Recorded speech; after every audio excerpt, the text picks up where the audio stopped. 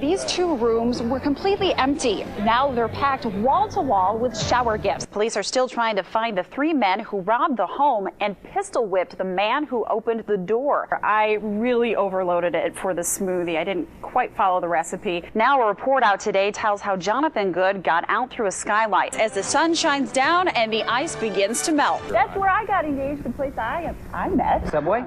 No, in a dorm room. Investigators are still looking for what caused this fire. 9 and 10 News is continuing to follow breaking news out of Sheboygan County, where two snowmobilers went through the ice on Mullet Lake. The Fenton area couple rented a canoe just like this one yesterday afternoon. An Australian weatherman may want to watch his back a little closer. I'm Jodi Hathaway in Cadillac, where some students are driven by fun summer jobs.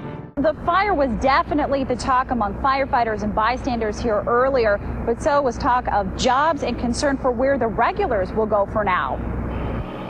Sounded like a motorcycle was going by, and then it stopped, and within about 5 minutes filled up with smoke.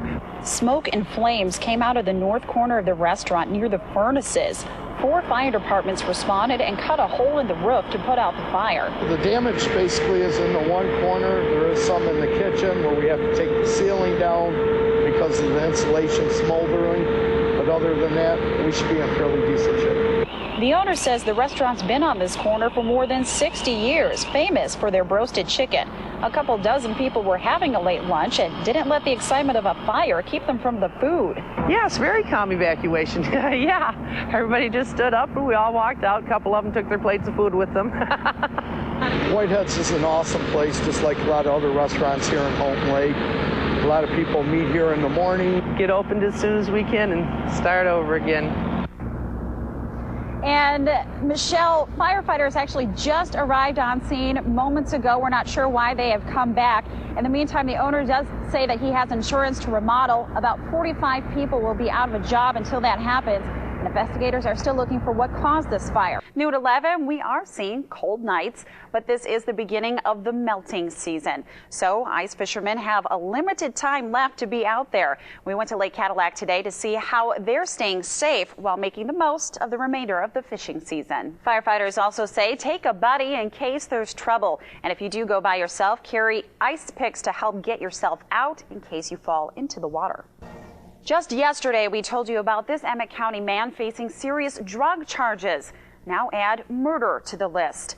Now police in Antrim County say James Lauer supplied the drugs that killed a Kalkaska woman last September. Lauer is charged in the death of Amanda Harding, whose body was found in Mansalona in September. Her body was found in a van in front of this grocery store. Prosecutors believe Lauer knew Harding had a heroin habit. They say he supplied her with a strong painkiller far more powerful than morphine. In that case, gets you to second-degree murder. Lauer could spend the rest of his life in prison if found guilty. Police say it was the craziest chase they have ever seen. It all started Wednesday at the Montcalm County Courthouse in Stanton, where police say the man escaped. Officers were finally able to stop him in Greenville. Police say Mark McQuaig broke loose from officers while being led to a holding area. They say he then took his friend's van from the parking lot and drove it to his home. McQuaig then escaped the home by driving a motorhome out of a garage, taking the garage door with him. Witnesses saw the chase screech to a stop in a nearby field.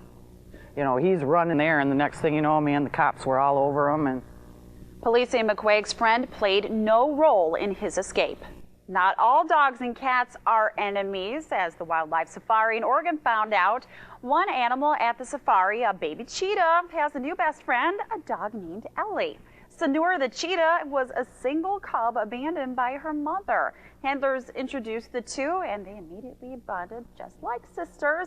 All kinds of animals can be seen at that safari, including a crowd favorite, the Anatolian shepherd.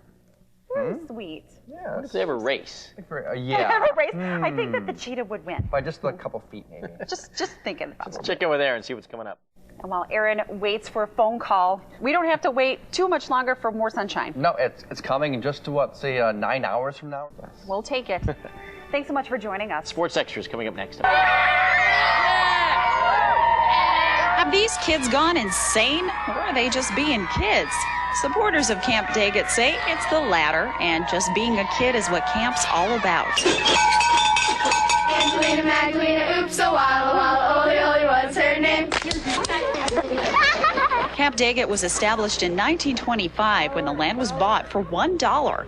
It's held in trust for the children of Emmett and Charlevoix counties, and since then, 4 generations of campers have called the camp a summer home. Like any parent would want their kids to experience the same things they did, and so year after year, we have generations of parents who are sending their kids to have the experience of being a child and being in a camp environment, the outdoors, and getting to know other kids just like they did. Kids ages 7 to 15 can come. Even the youngest learn how to canoe and sail. Some campers are homesick their first time at camp, but not little Libby Jacobs. Well, we've been canoeing and doing polar bear. What's polar bear? Polar bear is where in the morning you have to get up really early and the water's cold and you have to go underwater to wake you up. Or fun? Fun. Yet that helps you wake up in the morning. The bell tolls, and it's time to move on to the next activity. 1, 2, 3, go sailing! It was really scary at first, but then once you get used to it, it's really fun. 12-year-old Haley Baldus has been a camper for a couple summers and says she loves all the friends she's made and sees year after year.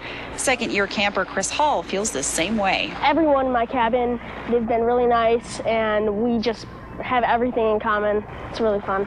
Like most kids, Hall likes video games, TV, and other gadgets, but he doesn't miss that stuff out here. I really want to get my canoeing a little better, but aside from that, everything's just awesome. The instructors are really nice. It's like they turn out to be one of your best friends. And that's not surprising. The counselors have something in common with all these kids. They were all campers here at one time. I always remember what my counselors were like, always enthusiastic, always awesome. And I kind of just want to give that back to the camp, be what they were to me, just enthusiastic, fun, make it a great experience for the kids. Camp director John Guyry is also an alumnus. So even though their lives are changing, society changes, becomes faster, for 1 week in the summer, they can come here, slow down, and remember what it's like to be a kid.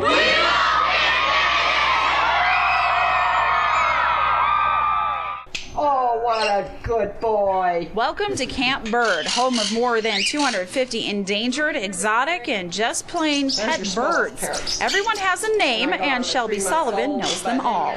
Some of them, like the old Redfin Animal Farm, she's got to be protected full time for the rest of her life. And so that's our main goal, is to protect these birds, get them in a sanctuary that's permanent. The Sullivans took in their first bird 16 years ago. Now their home is overwhelmed with cages, birds, and more birds. Some birds can live up to 100 years old, but the Sullivans know they won't be around forever. Camp Bird recently became a nonprofit group, which means it can apply for grants and eventually build a sanctuary near Shepherd. It costs about $2,000 a month to keep Camp Bird going. That includes medical care and the food. It's pellets and a specially concocted mixture of fresh vegetables and pasta. You like that? So what does it take to live with so many birds? First, a good pair of earplugs, and then a good love of birds, because this is a real trying experience. Despite the lack of elbow room, Sullivan says it's worth it to have them around. Are just like a cat or a dog. This in here or this in here, you can pick it up and hold it and cuddle it like nobody's business. Bye-bye. That's a good boy. The flakes are falling in Traverse City tonight, as you can see with this live look through our Doppler 90 Sky Cam. It's a scene that's pretty common across the viewing area right now, and that snow could build up at least a few inches by morning. I had to see if this latest... A lot of smoke. You know, you could smell the smoke throughout the hotel. The sights and smells from this devastating wildfire still enter the minds of those who saw it firsthand. Now, nearly 2 years later, the state attorney general filed criminal charges against a railroad company.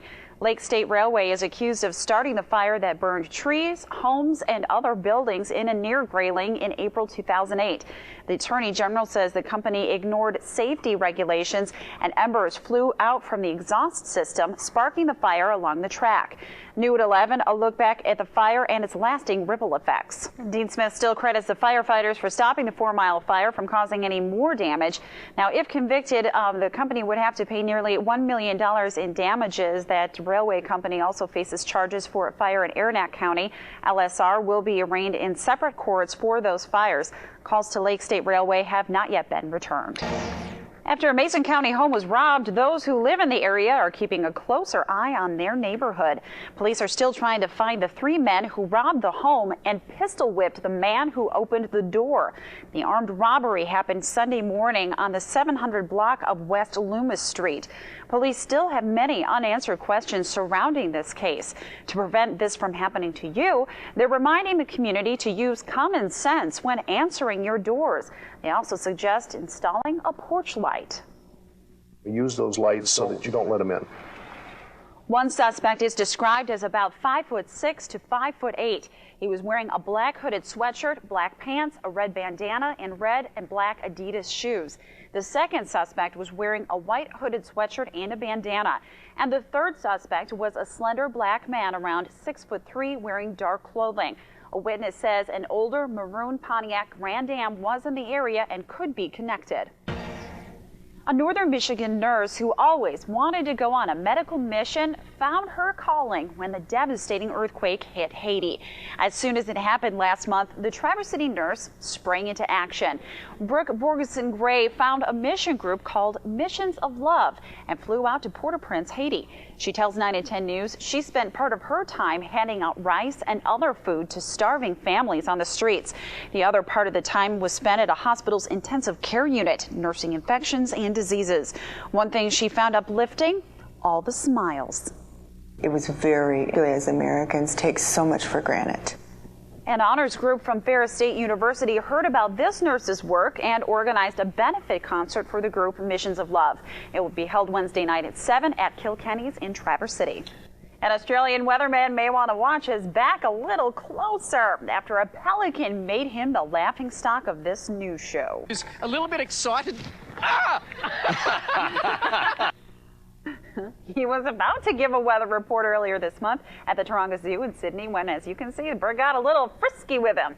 Here you can see him pinned against the wall by the pelican, getting a brutal pecking in his backside.